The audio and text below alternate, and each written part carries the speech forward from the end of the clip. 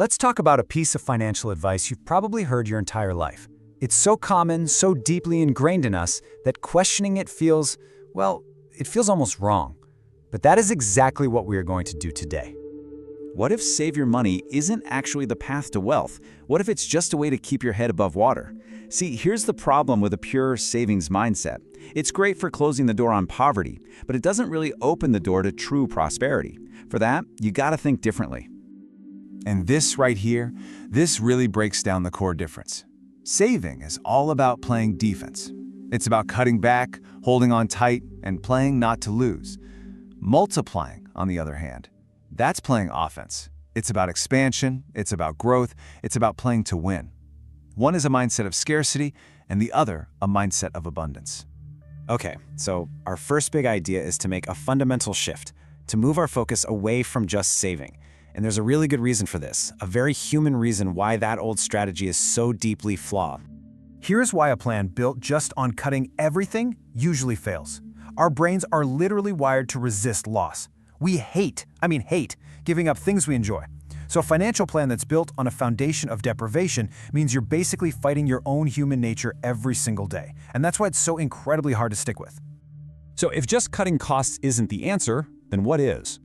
Well, the solution is a really powerful three-part framework for building real, lasting prosperity. This moves us beyond simple tactics and gets into the foundational principles for how you manage your money. In this framework, it rests on three core pillars: good administration, multiplication, and believe it or not, generosity. Think of this as the mind map for your entire financial journey.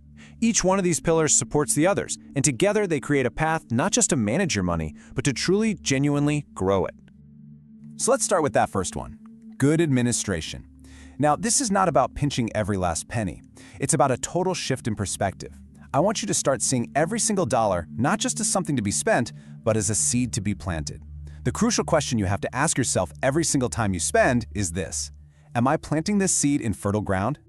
And here's a fantastic way to do this. It's called the law of the four monies.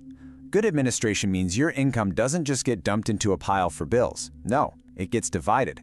A portion for your living expenses? Sure, but also a portion for your dreams and goals, a portion for investments, and a portion for generosity. If all your money is only going to one slice of this chart, that's a huge sign that something is out of balance. Now let's move on to that second pillar, multiplication, and see how this all starts to build. This idea is so fundamental, so powerful, that it's been told for centuries in a really simple story. The story goes a little something like this. A very wealthy man was about to go on a long journey. So he calls in 3 of his most trusted servants, and based on what he knew of their abilities, he gave them parts of his wealth to manage while he was gone. To one, he gave 5 talents of gold. To the second, 2 talents. And to the third servant, he gave 1. So, the first 2 servants, they immediately went to work. They invested, they traded, and they multiplied what they were given. But the third servant? He was afraid.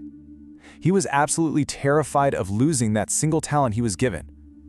So what did he do? He dug a hole in the ground and buried it to keep it safe. When the master finally returned, he asked them what they did.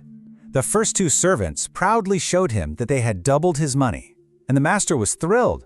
He told them, "You have been faithful with a few things. I will put you in charge of many things." Their ability to multiply was rewarded with even more responsibility and, you guessed it, more wealth. But then came the third servant.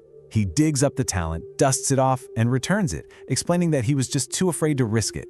The master was furious. He took that 1 talent away from him and gave it to the servant who already had 10. The lesson here is pretty stark. Multiplication is the rule of the game. What you don't grow, you risk losing entirely. Now, having a multiplier mindset is incredibly powerful, but you have to know that it is constantly under attack from our own behaviors. So let's look at the 3 biggest drains that sabotage our ability to multiply our money. The first drain is ostentation. You know what this is. It's spending to project an image, to look richer than you are, to impress people you might not even like. It's when we try to solve emotional problems with material things. But that feeling, it's fleeting, and the cost keeps you from ever building real lasting wealth. Next up is waste. And this one is less about ego and way more about simple disorganization. It's the clothes you bought on sale but have never worn. The online course you signed up for but never watched. The groceries you bought without a list that went bad. Each little thing seems small, but they add up, creating this constant, silent drain on your finances. And the third drain, this one often comes from a good place, misguided loans. This is when you lend money to a friend or a family member who you know is not great with their own finances. Let's be honest, the chance of you ever getting that money back is low. A much better way to help is to just give an amount you can truly afford as a gift, with absolutely no expectation of getting it back. This protects your finances, and honestly, it probably protects your relationship too. So, by avoiding these drains and fully embracing the principle of multiplication, we start to come full circle. We're ready for that final shift from being a saver to a multiplier, and that involves our third and final pillar. And that final pillar is generosity. Now, I know that might sound counterintuitive. Why would giving money away help you build wealth? But here's the secret. Generosity isn't just for the person receiving it, it's for you. It is the ultimate weapon against a scarcity mindset. It keeps your relationship with money healthy and constantly reminds you that there is more than enough to go around. And this right here, this slide captures the total transformation. The saver lives in fear, constantly asking, what can I cut? But the multiplier? The multiplier lives with the goal of growth and asks, what can I build? It's that fundamental shift from a life defined by limits to a life filled with possibilities. So that brings us to the end. The journey from saver to multiplier isn't about some secret stock tip or a get-rich-quick scheme. It's a shift in mindset, one built on good administration, multiplication, and generosity. So the only question left is the one right there on your screen. What will you start multiplying today?